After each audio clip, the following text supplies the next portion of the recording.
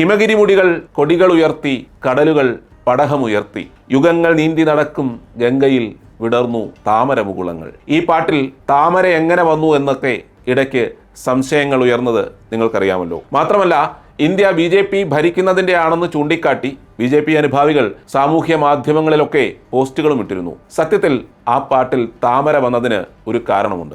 1857 വിപ്ലവത്തിൽ നിർണായക പങ്കുവഹിച്ച ഒരു പ്രതീകമായിരുന്നു താമര.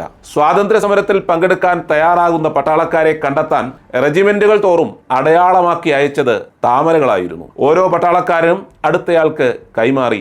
അങ്ങനെയായിരുന്നു സ്വാതന്ത്ര്യ സമരത്തിൽ പങ്കെടുക്കാനുള്ള സമ്മതം പട്ടാളക്കാർ അറിയിച്ചിരുന്നത്. മറ്റൊരു പ്രതീകം ചപ്പാത്തികളായിരുന്നു. ഓരോ ഗ്രാമവും പങ്കെടുക്കുന്നുവെന്നതിന്റെ സൂചനകൾ ചപ്പാത്തി ഉണ്ടാക്കി പ്രചരിപ്പിച്ചായിരുന്നു സ്വാതന്ത്ര്യ പോരാട്ടത്തിന്റെ നേതാക്കളെ അറിയിച്ചിരുന്നത്.